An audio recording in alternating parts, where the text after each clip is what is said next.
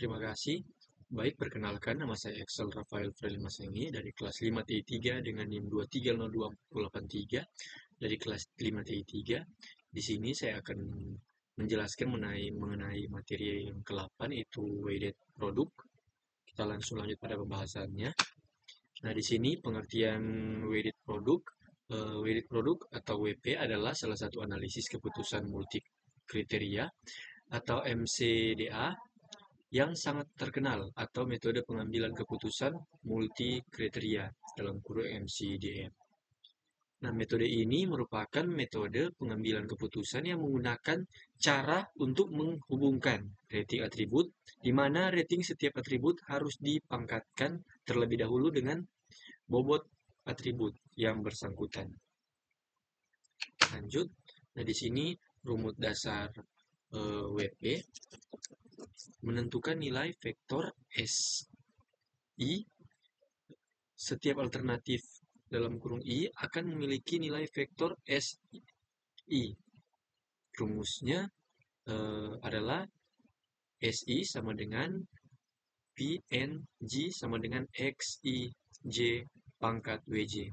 Di sini bisa lihat keterangannya itu XIJ sama dengan nilai kriteria J untuk alternatif I. WJ sama dengan bobot kriteria J atau telah diperbaiki. Nah, catatan bobot WJ, total bobot harus sama dengan yang satu. Sama dengan 1. Kemudian WJ bernilai positif untuk atribut keuntungan benefit. Kemudian WJ bernilai negatif untuk atribut biaya atau cost. Nah, lanjut. Nah, di sini rumus preferensi tiap alternatif, yaitu menentukan nilai preferensi VI. Nilai preferensi VI digunakan untuk perengkingan. Alternatif dengan nilai VI terbesar adalah pilihan terbaik. Di sini kita bisa lihat rumusnya. Rumusnya adalah SI dibagi total keseluruhan nilai SI. Alternatif dengan VI paling besar adalah pilihan terbaik. Nah, kemudian di sini proses penerapan weighted product. Yang pertama, pastikan bobot dan kriteria yang ada atau tabel kriteria. Lakukan pembobotan atau normalisasi bobot. Di sini WJ sama dengan 1. Rumusnya WJ sama dengan WI per WJ. Yang ketiga, menentukan nilai vektor SI. Keempat, menentukan nilai vektor preferensi dalam kurung VI untuk rankingan. Lanjut di sini masuk pada contoh soal pemilihan destinasi wisata. Nah, di sini soal dan kriteria. Tujuannya A1 pantai menganti, A2 kawan ijen, A3 Candi Borobudur. Kemudian di sini kriteria yang digunakan C1 keindahan pemandangan atau benefit, kemudian biaya masuk COS, yang ketiga fasilitas pengunjung benefit, C4 jarak tempuh atau cost. Lanjut di sini pada tahap yang pertama penetapan bobot dan tipe kriteria. Nah, di sini bobot penetapan preferensi awal WJ digunakan skala 1 sampai 5. Atau 5 sangat baik, 1 sangat buruk. Bobot awal yang ditetapkan W sama dengan C1, C2, C3, C4. W sama dengan 5, 3, 4, 2. Nah, kategori kriteria keuntungan plus benefit, C1 keindahan pemandangan, C3 fasilitas penunjang, kemudian kriteria biaya, min, cost, C2 biaya masuk, C4 jarak ditempuh. Jadi di sini bobot awal adalah 5, 3, 4, dan 2, total bobot 14, sehingga dilakukan normalisasi dengan membagi tiap bobot dengan totalnya. Kriteria C1 dan C3 adalah benefit, sedangkan C2 dan C4 adalah cost. Kemudian di sini tahap yang pertama tabel data alternatif. Di sini kita bisa melihat dalam tabel ini alternatif A1 pantai menganti, C1 pemandangan yaitu 85. Kemudian C2 biaya masuk 15.000, kemudian C3 fasilitas 75, kemudian C4 jarak tempuh 150 km. Kemudian di sini A2 Kawah Ijen, pemandangan 90, kemudian biaya masuk 50.000, fasilitasnya 60, kemudian jarak yang tempuh 300 km. Kemudian A3 Candi Borobudur 80, pemandangan biaya masuk 35, fasilitas 85, dan jarak yang ditempuh 100. Kita lanjut pada tahap yang kedua, normalisasi bobot WJ. Bobot awal W sama dengan 5342, total bobot WJ itu 5 tambah 3 tambah 4 tambah 2 sama dengan 14. Normalisasi WJ sama dengan WI per WJ. Jadi di sini kriteria C1 bobot awal 5, normalisasi WJ yaitu 5 per 14 sama dengan 0,357, kemudian tipe benefit atau plus.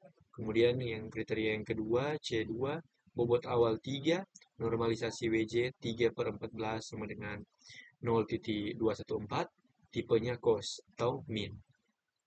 C3 bobot awal WJ 4, normalisasi WJ yaitu 4 per 14 sama dengan 0,286, tipe benefit. Kemudian yang keempat C4 di sini bobot awal 2, normalisasi WJ-nya 2 per 14 sama dengan 0,143, tipenya cost. Jadi total yang didapat dari sini yaitu bobot awal 14, totalnya 14, kemudian 14, 1.000, totalnya 1.000. Masuk pada tahap yang ketiga,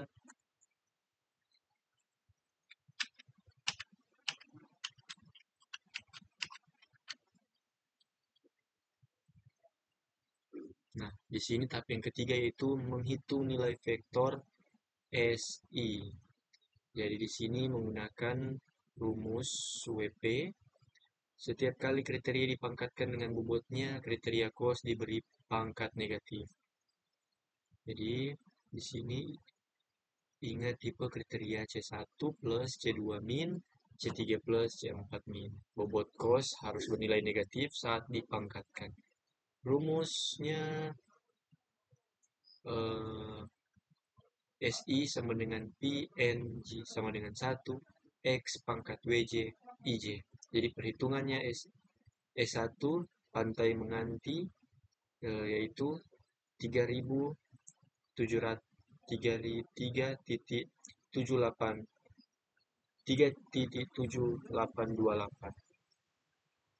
Kemudian lanjut di sini menghitung nilai vektor SI. Jadi di sini perhitungan S2 Kawah Ijen.